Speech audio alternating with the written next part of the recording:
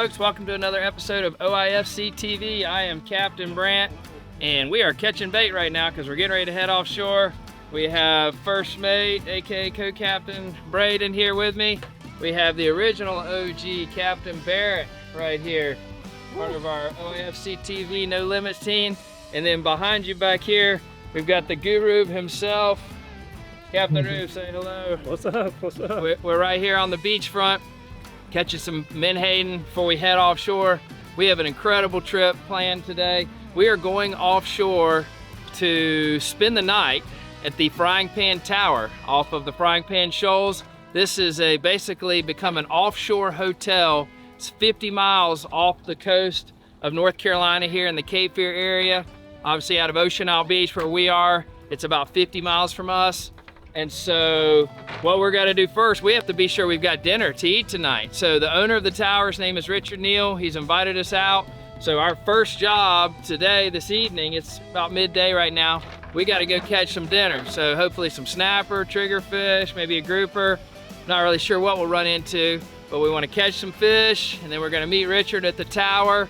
And that's a whole rigmarole. He's gotta hoist us up. So we'll see how that goes and take a tour of the tower, hopefully have a great dinner. And it's gonna be an adventure. I really don't know what to expect. So stay tuned for who knows what to come here, but going for the Frying Pan Tower adventure here. Heavy in triggerfish. Gotta be triggerfish. You want the recipe? Gonna be a lightly battered flour with 4 vanilla wafers ground up together, sauteed on olive oil with a wine caper sauce served over a bed of pasta. How's that sound?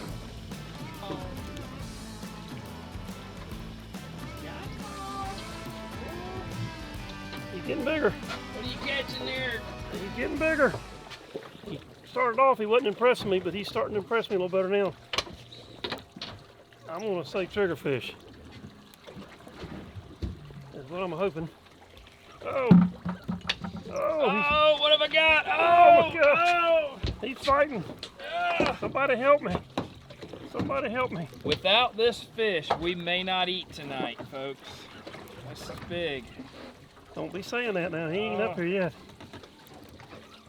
If that reel could make it through. We're fishing pretty deep. We're in 160. Oh! It's a trigger. It's a trigger. He's coming up. He's coming up. Here he is. He ain't huge, but that'll make a sandwich. Man, are you kidding me? What are you after? That's a good one. You're right. That's a good one. That's a perfect one. There you go. There is dinner, folks. And that's how you do it, boys. Yeah. That's how you do it. That pretty little fish. Look at this trigger. Show us why, in fact, they are called a trigger. I'm gonna guess it's got something to do with that. Yes. That looks like a trigger to me. Well, no. Watch. Try to push. Come on, work with me here, fish. Push that fin down. Push it down. Push it down. All right. Now push that little one. Oh, come on. Okay. So this won't go. Push. That's his trigger. Oh, wow. That's his trigger. You can't push that down, but you hit that, and his trigger goes. How did you come by that bit of knowledge? I'm not sure where I picked that up. Feels like another triggerfish. You got him? He's still on there. Pretty deep, 160 feet. I get a little more than just an inch of crank compared to Grandpa Rube's your rod. gear ratio is a little higher than his.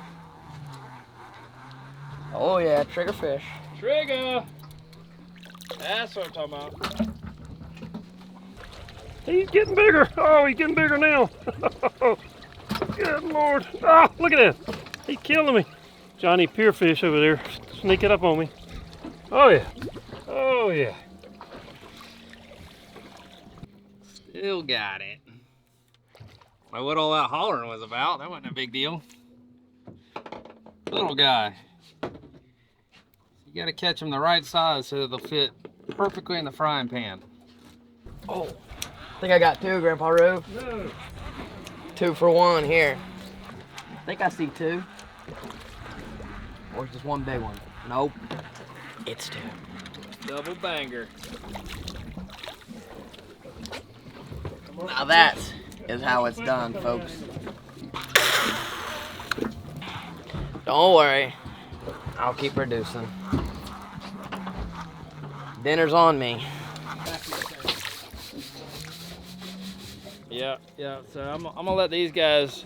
They're our security. They're catching all the dinner to be sure. But I'm always glory fishing. So got a little light line out here. I've been chunking some pogies up. Throwing a light line out with a live bait on it. It's got a little trace of wire in case of wahoo. Of course, there's barracuda, I'm sure. Something with teeth bites it. But there's also should be a time of year when there's a few sailfish around. So sometimes we'll catch a sailfish on the drift line. But just a little glory seeking. We're pretty fortunate today. It's been a little rough the past couple of weeks. Not got much weather windows, but today definitely has flattened out. It's what you call glass. When people say the ocean looks like glass, that is what glass is. Triggerfish. Whoop, whoop. Got a little zip to him. Cuda, kingfish, or wahoo. I'm gonna say, I'm just feeling like it's a king mackerel. Mackerel, boys, king mackerel. Woo, listen to that little spinning reel. Zoo. Mackerel. So we caught those live baits at the beach. I saved some of the extra ones and put them in a bucket. While we're sitting here on anchor a lot of times, I'll just take them, take some scissors and cut chunks. Get these floating back in the current. And that's probably why that mackerel was there, and there may well be more, but these big chunks just float down and there'll be fish back there just sucking them up. So when you throw a live one out there and pitch it, a lot of times you get bit pretty quick, just like we just did. I just got bit. The light line just got bit. Got him on again. Woo! Give me another second here. I gotta feel him. Yep, he's staying up. I'm gonna say another mackerel. He's staying up. Zinged off a few times. Not going down.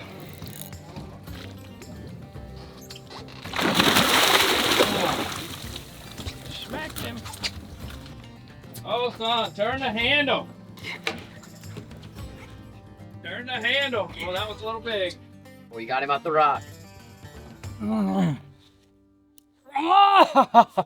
Ow! Man, there ain't no way nothing broke there. Cause Rube, you dang, look what you did, man. God. That was all Rube's fault. Did you guys see that? Could you believe that he would do that to me? I got his ass that time. I got it. Holy smokes, what have I got? Good God. Holy smokes. Somebody get the net. Oh man, look at the size of that one. Look at that one, boys and girls. How you like me now?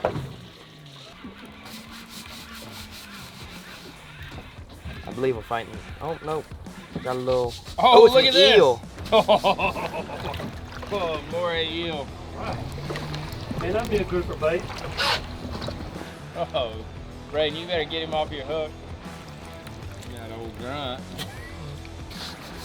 I want to see you get that thing off.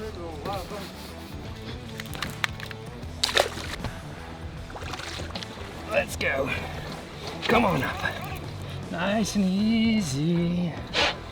Rube, don't you dare drop your line. I figured he's gonna drop down and try to get you. Got him. Uh-oh, we're on the other side. I lost him. There you go. Not a monster, but a good one. I think we got a triggerfish. We got a good one. Oh no, he just came off. Turn the camera off. Look at that. He's gone. Oh! No, don't. You're going to put too much on him. You're going to break it. He's already in the rock, I think. Hopefully it's a big old scamp. That's what we want. Another gag. They have decided to close gag season to not keep any gag groupers anymore. And since we're in 160 foot of water, when the fish comes up, the pressure change is so drastic that he blows up, and so where he can't swim back down. So what you have to do is take this tool, this is called a descending device, and you set the depth, and you hook it to the fish, and then when it gets to a certain depth, the pressure makes it pop, or that it deflates the fish and the fish can swim back down. And now all I'm gonna do is take this clip, clip it right there to his jaw, and he should go down.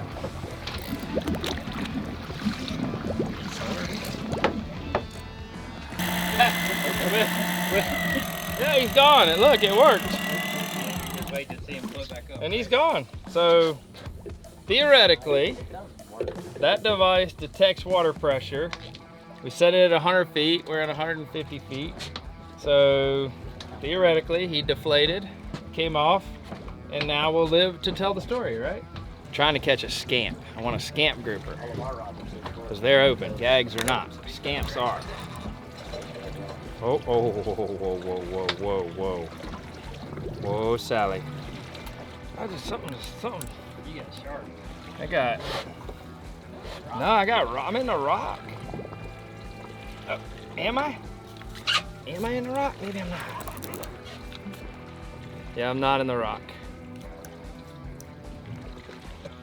I was really hoping I could wind something like this up from 150 feet. He looks angry again. He's moving. He's on the move. Same shark everywhere we go. These things, they come up docile, like they're nothing, but these things are vicious. Doesn't matter, that later's no good. Like a submarine back into the depths. Look at him, how easy he cruises. Go down to eat some more of your fish. Coming? Yeah, that's your scamp. Maybe that's a scamp. Yup, scamp. Sweet. Right there. You can see this fish is a lot darker. You can see they have a distinct They pattern. got green eyes. I hear them call them, I think, green beans, but the They're tail. broomtails. The tail is the main deal. See, they have a different pattern. Tastes like chicken.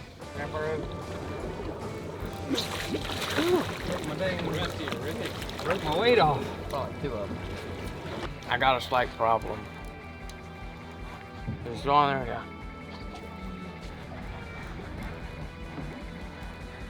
You got him. Oh.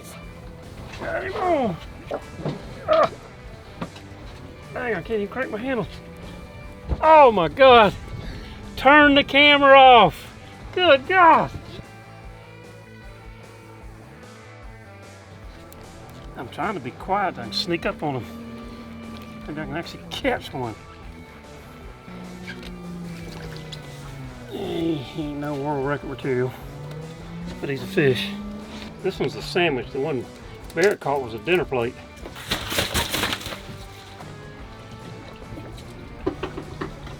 Wow, that must be a big fish in there. It's about 5:45. I want to get to the tower.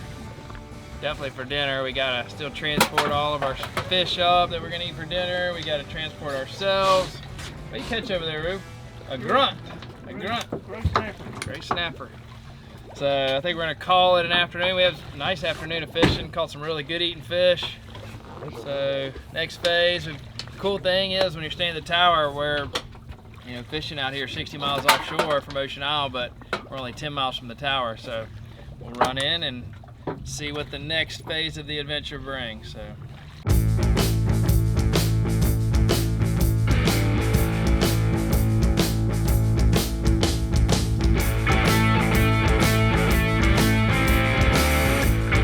We just showed up to the tower. We got these bags. We'll put all of our luggage in there and whatever fish we're eating tonight that we caught.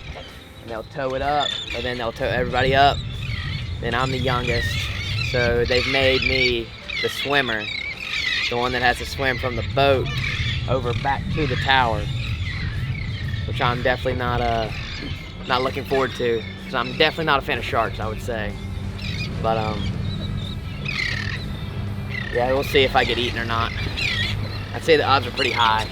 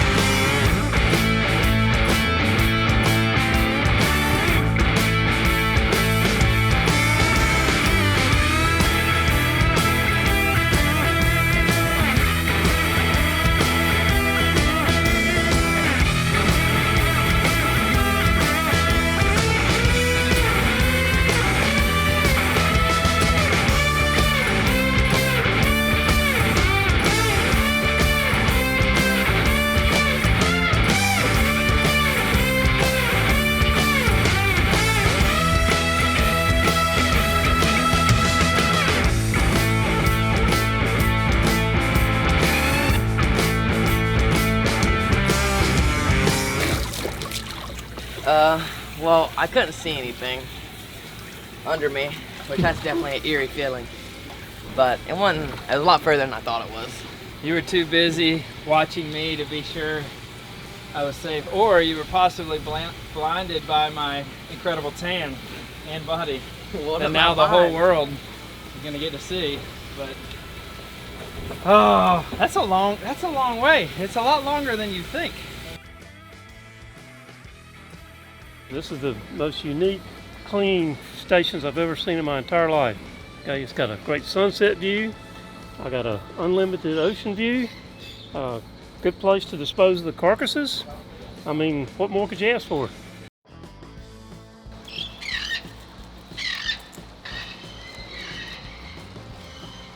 This is called taking his pajamas off. Something like that, he's taking his pajamas off.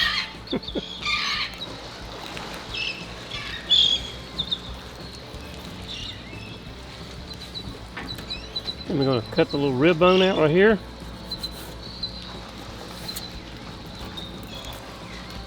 And there's your dinner. Well, folks, welcome to the Frying Pan Tower. It's been a heck of a day, a nice afternoon catching some good quality eating fish, and the real excitement, as you probably just saw, was the last men off the boat. And I wasn't gonna let Brayden, my son, swim by himself, so he and I both took from the boat to the tower. It looked like 100 yards, but trust me, I think we just swam 10,000 yards. It was the longest swim of my entire life, across open water against the current to get here to the tower. And whew, I feel pretty worked out, but we're here exploring the tower. You can tell that this thing is exposed to Mother Nature. We are 50 miles from the coast, middle of the ocean. I mean, as far as you can see, we're out here. The Gulf Stream's about 15 miles just offshore of us. Got our boat moored off there. So we're gonna enjoy, hopefully, a really nice evening of great eating fish and good company, and hopefully get a good night's rest. So it's been a heck of an adventure, and this tower trip is turned out to be quite adventurous, I would say.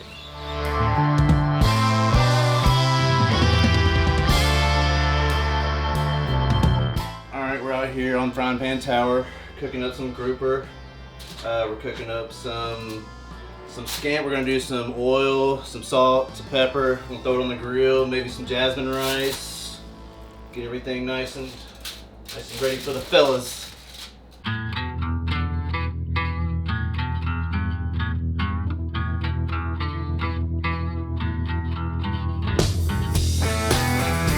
This, folks, is what you call Caveman. caveman, but it's seafood at its freshest. This fish was swimming just hours ago.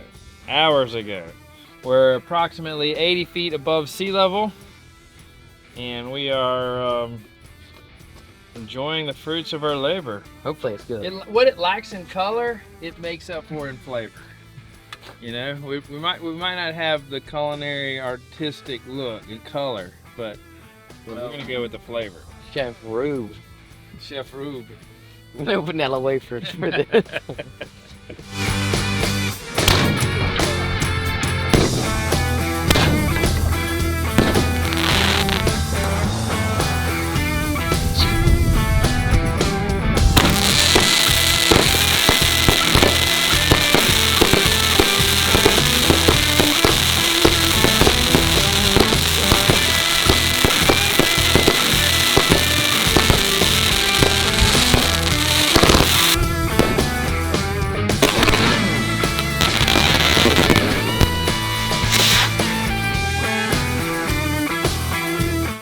An adventure today.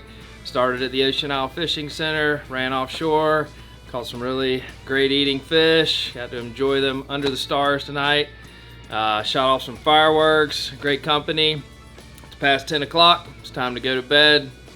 This has been a heck of an adventure here aboard or on the Frying Pan Tower, some 50 miles offshore of the Carolina coast. An incredibly unique adventure.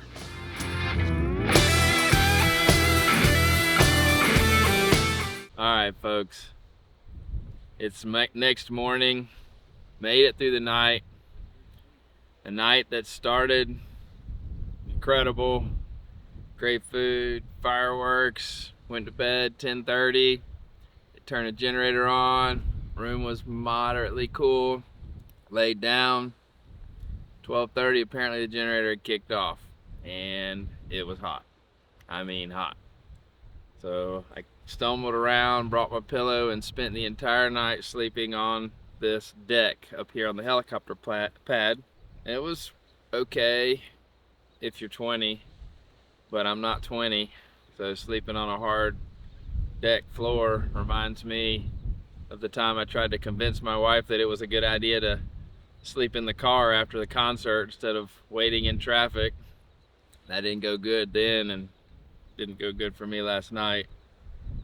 Upon which at approximately 5:30 it began to rain and chased me off the deck. And good news was the generator had come back on, the air conditioner was back on, so I opened the door to my room and there's somebody in my bed. Yeah, and that was how my night went. So I'm not sure, we were gonna go fishing today, a lot of rain and storms all around. Even the birds are pissed, I don't know, but nah, it's a beautiful morning, incredible experience. This adventure is not for the weak or faint of spirit. You gotta be seeking adventure and be ready to tough the elements, but we've had a hell of a time, great adventure, middle of the ocean. The Frying Pan Tower experience matches no other.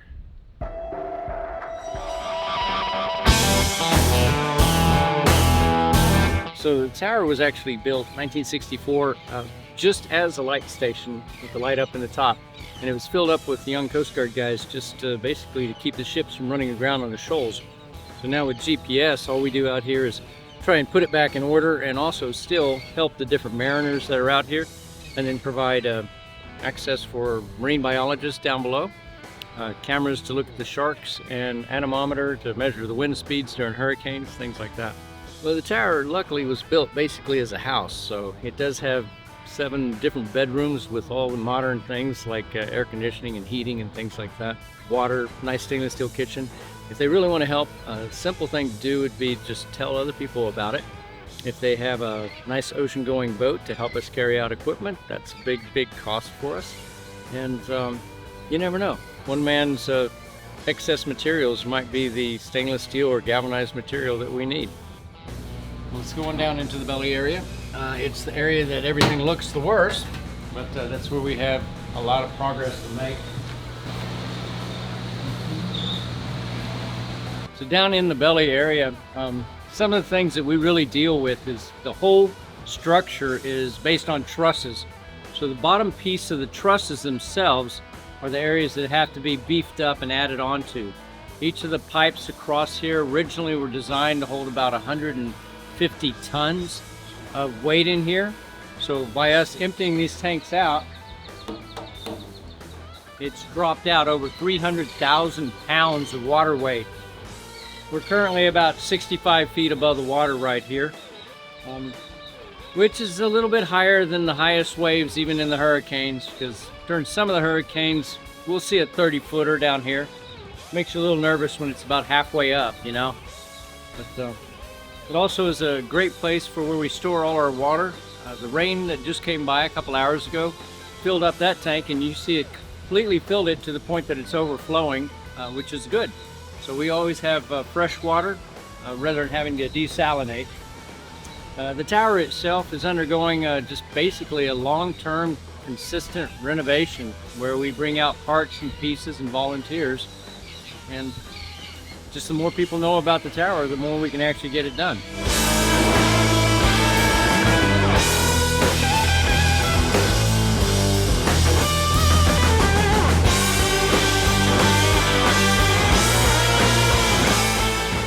We're out here, we got biodegradable golf balls. So you don't want to litter your normal golf balls. So these, once they hit the water, they'll fall apart, disintegrate. And that's how we can hit these out here.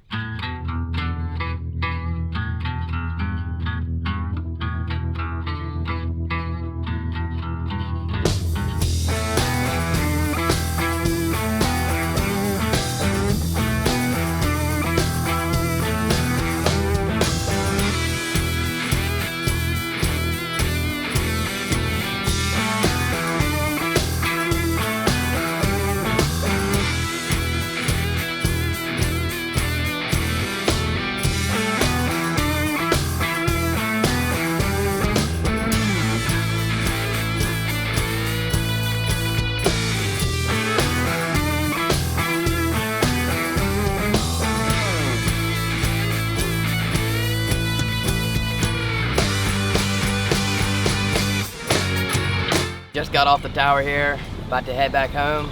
It's quite an adventure, cool thing, never got to do it before. It's an awesome place, definitely a very cool experience. And we got to go catch some fish, got to wake up, eat breakfast this morning, and now we're headed back home.